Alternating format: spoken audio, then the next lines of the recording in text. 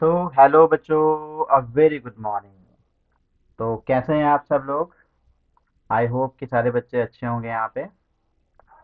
और बच्चों, आज हम लेकर आए हैं आपके लिए क्लास 10th का जो पहला चैप्टर का मैंने लास्ट टाइम आपको नोट्स दिया था ना, रियल नंबर्स का। आज उसी की एक्सरसाइज के क्वेश्चन सॉल्व करने वाले हैं हम लोग, है ना। तो जो बच्चे वीडियो को रेगुलर देख रहे हैं, वॉच कर रहे हैं, वो चैनल सब्सक्राइब कर लीजिए। और धीरे धीरे आपकी पढ़ाई ऐसे ही कंटिन्यू चलती रहेगी। ठीक है बच्चों। और जो भी आपको डाउट्स होते हैं, जो चीज़ें आपको नहीं समझ में आती है, तो वो आप मुझसे कमेंट बॉक्स में टाइप करके पूछ सकते हो। मैं श्योरली उसका जवाब आपको दूंगा। ठीक है बच्चों। चलिए चलते हैं। लेकिन क्वेश्चन सॉल्व करने से पहले हम आज के कुछ इम्पोर्टेंट रिलेशनशिप को ले लेते हैं। जैसे लास्ट टाइम मैंने आपको बताया था कि फंडामेंटल थ्योरम ऑफ अर्थमेटिक क्या होती है ना। और आज हम आपको बताने वाले हैं कि जैसे फंडामेंटल थ्योरम ऑफ अर्थमेटिक का यूज कहाँ कहाँ करते थे। एच सी एफ एलसीएम निकालने में भी करते थे, है ना। तो एच सी एफ एलसीएम जैसे मान लीजिए हमारे पास दो नंबर्स हैं, टू नंबर्स वी हैव, है ना। हमारे पास कितने नंबर्स हैं बच्चों? हमारे पास मान लीजिए कि दो डिफरेंट नंबर्स हैं, ठीक है ना। एक डिफरेंट नंबर वन नंबर है ना। और दूसरा नंबर वन नंबर, और यहाँ पे हमने ले लिया सेकंड नंबर। तो इन दोनों नंबरों के बीच में रिलेशनशिप पाई जाती है। क्या रिलेशनशिप?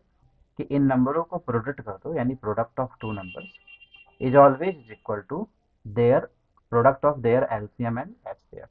मतलब उन दो नंबरों का प्रोडक्ट कर दो तो वो प्रोडक्ट उनके एलसीएम और एचसीएफ के प्रोडक्ट के बराबर होता है बच्चों। तो मेरी आपसे रिक्वेस्ट है कि आप इस फॉर्मूले को लिख लीजिए, है ना।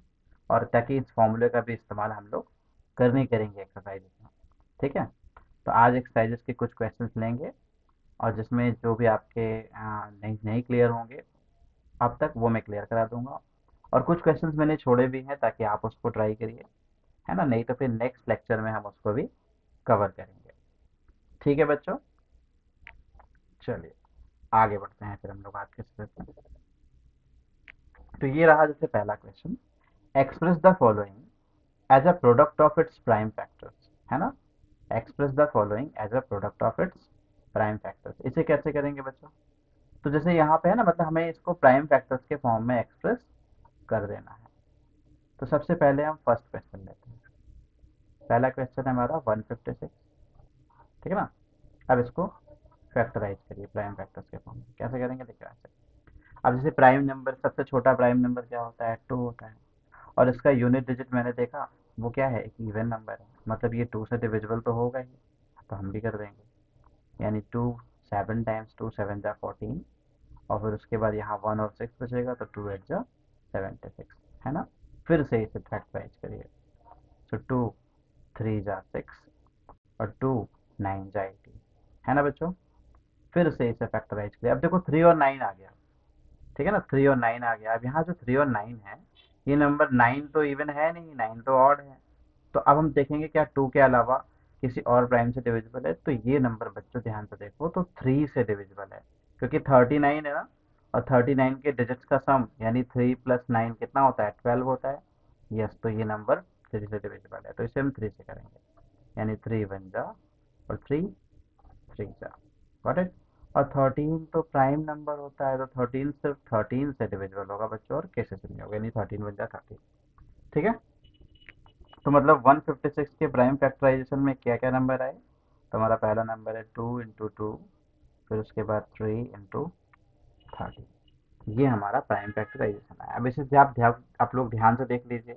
और इसमें अगर आपको कोई डाउट लगता है, कोई चीज़ नहीं समझ में आती हो, तो प्लीज़ मुझे कमेंट करके बता दीजिएगा। ठीक है बच्चों।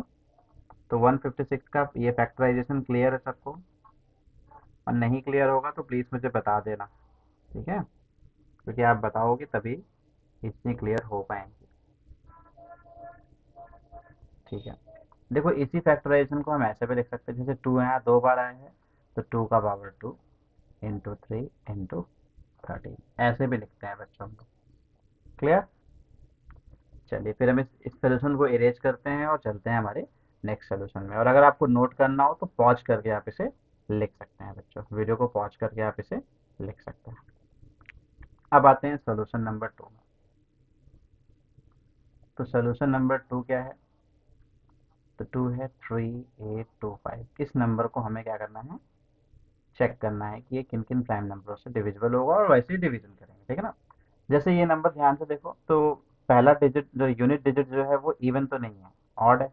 तो हम चेक करेंगे कि यार 2 के बाद जो प्राइम आता है 3, क्या ये उससे डिविजिबल है?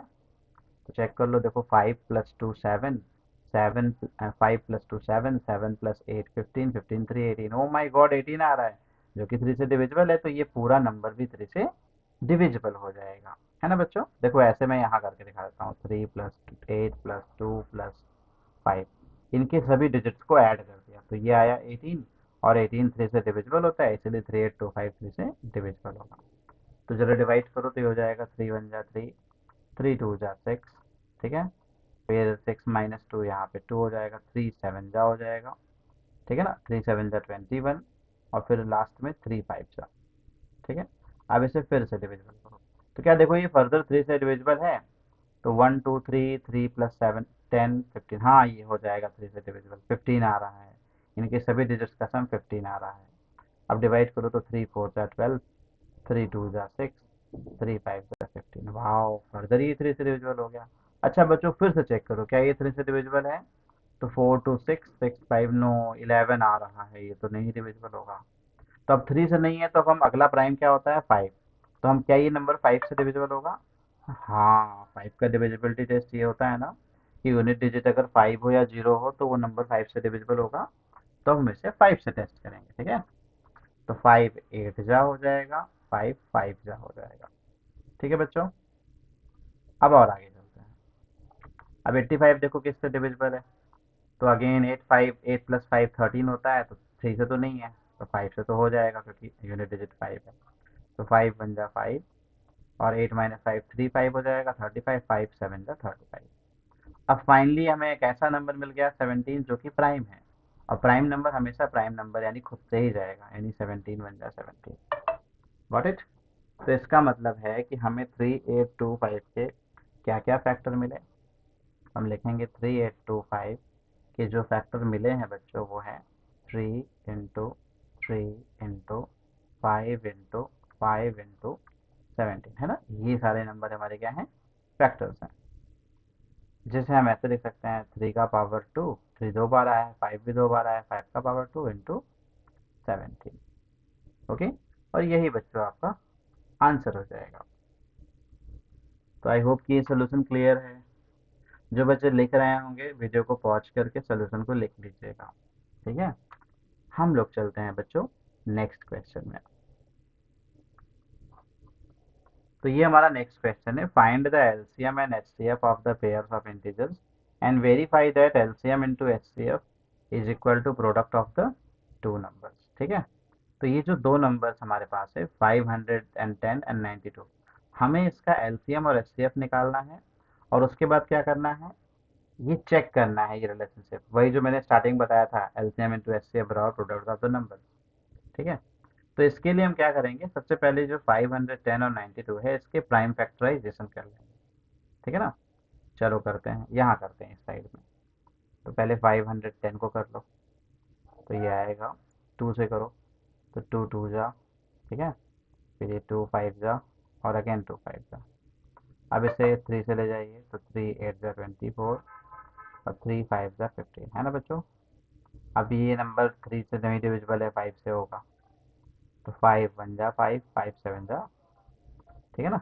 5 1 जा 5, 5 7 जा 35, ये 17 से डिविजिबल है, 17 बन जा 17। Got it. तो इस तो 510 के जो फैक्टर्स आए हैं वो क्या है? 2 इंटू 3 इंटू 5 इंटू 17, है ना। स्मॉलर टू बिगर ऑर्डर में लिखा है, ये 17 है, ठीक है। उसके बाद जो दूसरा नंबर है वो क्या है? 92। 92 के भी प्राइम फैक्टराइजेशन कर लेते हैं। तो हो जाएगा 2 4 जा 8, 2 6 जा 12, यानी 2 2 जा एंड 3 जा। और 23 तो प्राइम नंबर है, तो 23 को उससे जाएगा। यानी 92 के जो फैक्टर्स आए हैं वो क्या है? वो है 2 इंटू 2 इंटू 23। ये हमारे बच्चों 93 के फैक्टर्स आए हैं, ठीक है। किसी कोई डाउट हो तो प्लीज़ बताइए। अब हम इन दोनों नंबरों का बच्चों एलसीएम और एचसीएफ निकालते हैं। तो सबसे पहले हम एलसीएम निकाल लेते हैं। किसका किसका एलसीएम निकालना है? 92 का और 510 का। तो उन नंबरों को भी लिख दिया। अब एलसीएम कैसे निकलता है? एलसीएम का मतलब होता है इन दोनों ही फैक्टर्स में जो कॉमन है वो भी लेंगे, जो नहीं है वो भी लेंगे।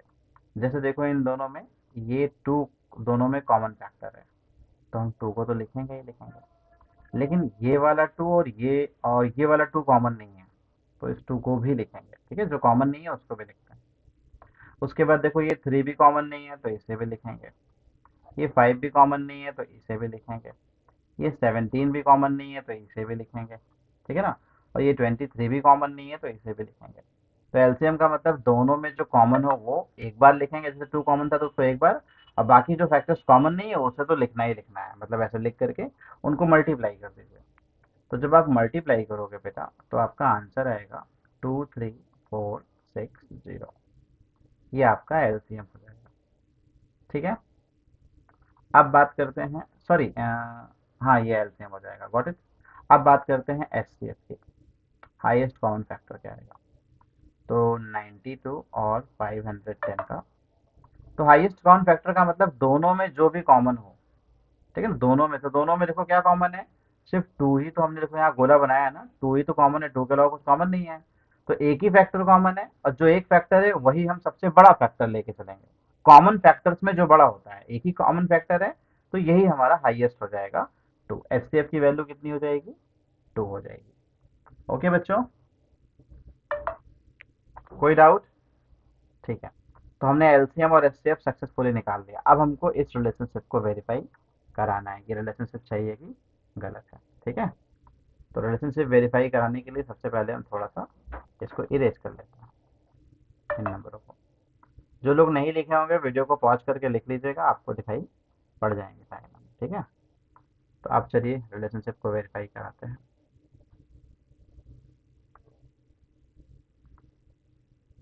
यहाँ पे ऐसे कॉलम बना लिया हमने।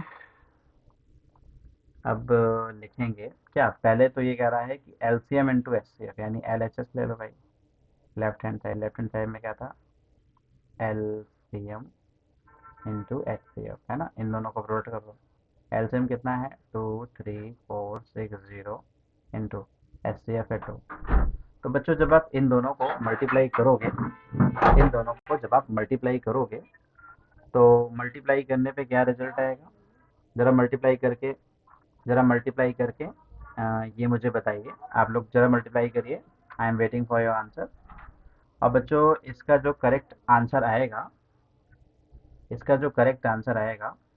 वो है 46920। ठीक है बच्चों, और अगर बात करें प्रोडक्ट क्या आएगा, so product of two numbers, है ना? तो प्रोडक्ट ऑफ टू नंबर्स क्या है? ये हमारा एक्चुअली में आर एच एस है। क्या है ये? आर एच एस है। रुको, अच्छा इसको इरेज करके और अच्छे से लिख देते हैं ताकि आप लोग को अच्छे से समझ में आ जाए बच्चों। हाँ, एक मिनट बच्चों। तो यहाँ लिखेंगे आर एच एस बराबर है प्रोडक्ट ऑफ टू नंबर्स। ठीक है ना? देखो यही तो दिया है हमारा यहाँ पे, प्रोडक्ट ऑफ टू नंबर्स। ठीक है, तो दोनों नंबर्स हमारे क्या है? तो पहला नंबर देखो, एक नंबर 92 है, दूसरा ये। तो इन्हीं दोनों को मल्टीप्लाई कर देंगे, 92 इंटू 510। अगर इन दोनों का प्रोडक्ट भी एलएचएस के बराबर आ जाता है तो हम सही हैं, और नहीं आता है तो गलत है। तो बच्चों जब आप मल्टीप्लाई करोगे तो इसका आंसर पता है क्या आएगा? इसका आंसर आएगा 46920। यही आंसर आएगा। और जो, तो इससे ये साबित हो गया कि एलएचएस बराबर किसके है? आरएचएस के। और लास्ट में आप लिख देंगे क्या? हैंस वेरीफाइड, क्योंकि वेरिफिकेशन ही कराना था, वेरीफाई हम लोगों ने कर दिया, है ना बच्चों? तो अगर किसी को कोई डाउट होगा तो प्लीज कमेंट बॉक्स में लिख करके बता दीजिएगा। ठीक है, अब चलते हैं हमारे नेक्स्ट क्वेश्चन की तरफ। ये रहा नेक्स्ट क्वेश्चन हमारा। Given that HCF of 306 and 657 is 9, then find the LCM of these two numbers बच्चों, है ना? तो मतलब इन दोनों नंबरों का एचसीएफ दिया हुआ है, हमें क्या निकालना है, इनका एलसीएम निकालना है ना। तो कुछ नहीं, बड़े आराम से निकाल लेंगे हम लोग। भाई एक रिलेशनशिप जानते हैं ना, तो लिखेंगे आप लोग कि वी नो दैट। तो आपको ये रिलेशनशिप पता है, कौन सा रिलेशनशिप है भाई? रिलेशनशिप यही था ना कि एक मिनट, इसको रिवर्स ऑर्डर में लिखते हैं। वैसे तो रिलेशनशिप है, एक मिनट थोड़ा इसका इरेज करते बच्चों। हाँ, देखिए रिलेशनशिप ये था ना कि product of two number is equal to LCM into HCF. तो लिखेंगे वही, लेकिन इस तरीके से लिखेंगे कि LCM into HCF is equal to product of two numbers. ठीक है ना, इस तरीके से लिखेंगे। अब एलसीएम की वैल्यू हमें नहीं मालूम है, ठीक है ना। तो बेटा यहाँ पे आप एज्यूम कर लो कि let LCM is equal to x. मतलब ये जो दो नंबर है इनका एलसीएम कितना है, एक्स है। तो एलसीएम की जगह एक्स रख देते हैं। और एचसीएफ कितना है, एचसीएफ है 9। और प्रोडक्ट ऑफ टू नंबर का मतलब है कि पहला नंबर 306 है और दूसरा नंबर 657। यही तो दिया है ना, ये दोनों नंबर, यही हमारे दो नंबर हो जाएंगे। तो इन दोनों को प्रोडक्ट कर दिया। तो अब ये तो देखो एक इक्वेशन बन गई ना, linear equation in one variable. और वो तो आपने जूनियर क्लासेस में सीखा ही है। तो एक्स की वैल्यू जब निकालोगे तो 9 कहाँ भाग जाएगा, आर एच एस में भाग जाएगा। ठीक है, तो 9 को आर एच एस में ले जाइए।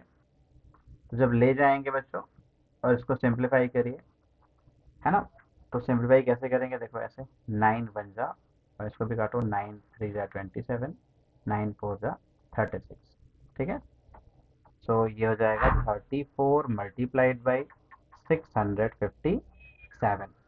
ठीक है, 34 मल्टीप्लाइड बाई 657। अब इन दोनों को मल्टीप्लाई करो, आपका फाइनल आंसर आ जाएगा बेटा। तो जरा करिए, मैं वेट कर रहा हूँ आप लोगों का। तो 34 को 657 में मल्टीप्लाई करेंगे तो बच्चों फाइनल आंसर आएगा, कौन निकाला, ओके, तो इसका फाइनल आंसर बेटा आएगा 2233 8। तो ये बच्चों आपका फाइनल आंसर आ जाएगा। ठीक है, तो आई होप कि ये क्वेश्चन समझ में आ गया होगा। इस टाइप के अगर और भी क्वेश्चन आपके पास आते हैं एग्जाम्स में या और बुक्स में आप पढ़ते हैं तो उसे सॉल्व करिए। ठीक है, तो ये सोल्यूशन क्लियर है। चलिए अब हम चलते हैं हमारे आज के आखिरी सोल्यूशन की तरफ। तो देखो बच्चों, ये क्वेश्चन है कि there is a circular path around a sports field. Sonia takes 18 minutes to drive one round of the field, while Ravi takes 12 minutes for the same. Suppose they both start at the same point at the same time and go in the same direction. After how many minutes will they meet again at the starting point? ठीक है बेटा, मतलब एक circular path है, जैसे ये मान लो ये हमारा सर्कुलर पाथ है। ठीक है ना, और इस सर्कुलर पाथ में सोनिया ड्राइव करना शुरू करती है ना। सोनिया मान लो ये पॉइंट ए है, यहाँ से ड्राइव करना शुरू करती है। तो इसको 18 मिनट लगते हैं एक पूरा चक्कर, मतलब यहाँ से वापस घूम करके आने में कितना टाइम लगता है, 18 मिनट्स लग जाते हैं सोनिया को। और जबकि रवि जब स्टार्ट करता है तो रवि को घूम करके वहां से मतलब अगर ए से रवि स्टार्ट करता है तो रवि को भी घूम कर आने में कितना टाइम लगता है, लगभग 12 मिनट्स लग जाता है। ठीक है ना। अब मान लो कि ये रवि और Sonia they both start at the same point, दोनों ही लोग पॉइंट ए से स्टार्ट करना शुरू करते हैं, रवि और सोनिया दोनों। ठीक है ना, तो भाई एक 18 मिनट बाद ए पर पहुंचता है और एक 12 मिनट बाद पहुंचता है। ठीक है ना, तो ऐसा कौन सा टाइम होगा, मतलब कितने मिनट के बाद, मतलब कि अभी तो 18 मिनट 12 मिनट के बाद ये मतलब ये दो रिपीट करते हैं। लेकिन क्वेश्चन ये है, एक मिनट रुकिए, मैं एक बार फिर से अच्छे से इसको बनाकर आपको समझाता हूँ। थोड़ा सा फिगर, काफी सारा फिगर हो गया ना, काफी सारे सर्कल्स। हाँ बच्चों, जैसे कहने का मतलब है कि ये हमारा सर्कुलर पाथ है। रवि भी पॉइंट ए से स्टार्ट करता है, ठीक है ना। रवि भी स्टार्ट करता है, सोनिया भी स्टार्ट करती है, दोनों लोग यहीं से शुरू करते हैं। देखो ये हमारा रवि है, ये हमारी सोनिया है, ये भी यहीं से स्टार्ट करता है, रवि भी। तो रवि को लग जाते हैं कितने मिनट, 12 मिनट। सोनिया को लगते हैं कितने, 18 मिनट। तो भाई 12 मिनट बाद ये 18 मिनट बाद, लेकिन ऐसा भी एक टाइम जरूर आएगा जब दोनों लोग चक्कर लगाते रहेंगे लगाते रहेंगे लगाते रहेंगे, तो ये दोनों ही एक पॉइंट ए पर पहुंचे। मतलब ऐसा भी टाइम आ सकता है कि दोनों ए पर पहुंचे, वो भी एक साथ पहुंचे, अलग अलग टाइम पे नहीं, एक साथ पहुंचे। तो यही कहा है क्वेश्चन में कि after how many minutes will they meet again at the starting point. Starting point पे दोनों लोग कितने समय के बाद पहुंचेंगे, है ना। तो बेटा वो वैल्यू हम लोग को निकालनी है। तो आई होप कि एक्सप्लेनेशन समझ में आ गई होगी। फिर भी अगर किसी को नहीं समझ में आई होगी एक्सप्लेनेशन, तो मुझे कमेंट बॉक्स में लिख के बताइएगा, मैं आपको फिर से एक्सप्लेन करता हुआ एक वीडियो बना दूंगा और अच्छे शब्दों में। ओके बच्चों, तो अभी एक्सप्लेनेशन बताया, अब मैं इसका सोल्यूशन बताने जा रहा हूँ कि दोनों लोग एक साथ कब दोबारा सेम पॉइंट से होकर के गुजरेंगे। ठीक है ना। तो थोड़ा सा इसमें वर्ड्स भी लिखेंगे और थोड़ा सा बताएंगे भी आपको।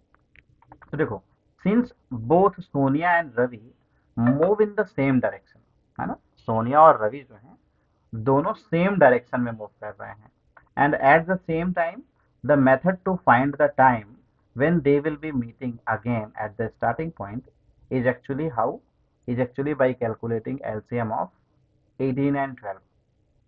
बहुत सारे बच्चों को सुन रहा होगा सर ने क्या बोला, कोई बात नहीं, बताता हूँ। तो देखो बेटा, सोनिया और रवि जो है वो सेम डायरेक्शन में चल रहे हैं, है ना। तो इसीलिए समय को फाइंड करने के लिए, टाइम को फाइंड करने के लिए हम लोग को क्या करना पड़ेगा कि ताकि वो एक ही पॉइंट पे आ जाए, उसके लिए हमें ये जो 12 मिनट्स है और ये जो 18 मिनट्स है इनका एलसीएम फाइंड करना होगा। क्या फाइंड करना होगा? एलसीएम फाइंड करना होगा। तो यहाँ लिखेंगे कि रिक्वायर्ड टाइम, यानी वो रिक्वायर्ड टाइम जिस पर सोनिया और रवि एक साथ मिल जाएंगे, उसकी वैल्यू कैलकुलेट करने के लिए हमें एलसीएम निकालना पड़ेगा। किसका? ये जो 18 और 12 है, 18 एंड 12। ठीक है ना। तो इनका हम लोग एलसीएम निकालेंगे। अब एलसीएम निकालने के बहुत सारे मेथड है। एक मेथड तो मैंने आपको बताया, एक बचपन से आप यूज करते आ रहे हो, वो है कॉमन डिवीजन मेथड। आप ऐसे भी निकाल सकते हो, ठीक है ना। तो कॉमन डिवीजन मेथड से सेम प्राइम नंबर से डिवाइड करते हैं। जैसे दोनों को 2 से किया तो 2 6 जा और 2 9 जा। अब देखो ये जो 6 है ये अभी भी 2 से हो रहा है, तो 2 3 जा 9 नहीं हो रहा है, तो 9 को नहीं करेंगे। ठीक है। अब दोनों 2 से नहीं, अब दोनों किस कॉमन नंबर से डिविजिबल है? दोनों हमारे 3 से हो रहे हैं, तो यहाँ लिखेंगे 3 1 जा और 3 3 जा। अच्छा, 3 अभी फर्दर डिविजिबल हो रहा है, तो तब तक करेंगे जब तक कि सारे फैक्टर्स हमारे 1 नहीं हो जाते। तो अब क्या क्या बचे? अब हमारे पास ये 2 × 2 3 × 3 बचा, तो इन्हीं को प्रोडक्ट कर दो। इन्हीं को प्रोडक्ट करने पे जो आंसर आएगा बच्चों, वही एलसीएम हो जाएगा। ठीक है ना। 2 × 2 3 × 3। तो जब इनको प्रोडक्ट करोगे तो आपका आंसर आएगा 2 2 जा 4, 4 3 जा 12, 12 3 जा 36, यानी 36। यानी after 36 minutes Sonia and Ravi will meet again at the starting point. ठीक है ना। तो यही चीज हम लिख देंगे कि Sonia and Ravi will meet again, Sonia and Ravi will meet again at, कहाँ मिलेंगे? At the starting point, at the starting point. ठीक है, स्टार्टिंग पॉइंट पे मिलेंगे। कब मिलेंगे? आफ्टर 36 मिनट, 36 मिनट्स के बाद मिलेंगे बच्चों। ठीक है। तो ये हमारा आंसर हो जाएगा। कोई डाउट है किसी को तो बच्चों कमेंट बॉक्स में मुझे बता देना, ताकि मैं आपके आंसर्स दे पाऊँ। ठीक है बच्चों। तो बच्चों आज के वीडियो में इतना ही रहने देते हैं, बाकी और सोल्यूशन हम बताएंगे, है ना। और नेक्स्ट वीडियो में हम कोशिश करेंगे कि इस टॉपिक को ही खत्म कर दें, फिर हम नेक्स्ट चैप्टर के लिए रेडी हो सकते हैं। ओके।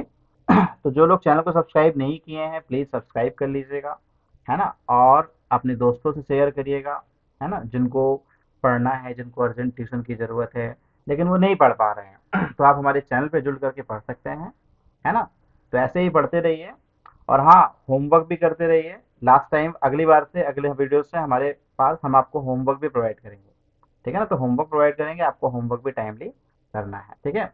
और बच्चों, जिन बच्चों, अगर कोई ऐसे बच्चे हैं जो मुझसे पर्सनली पढ़ना चाहते हैं, तो मैं डिस्क्रिप्शन बॉक्स में अपना फ़ोन नंबर भी प्रोवाइड कर दूंगा। आप लोग मुझे फ़ोन करके डायरेक्टली भी आप मुझसे ऑनलाइन पढ़ सकते हैं। ठीक है बच्चों।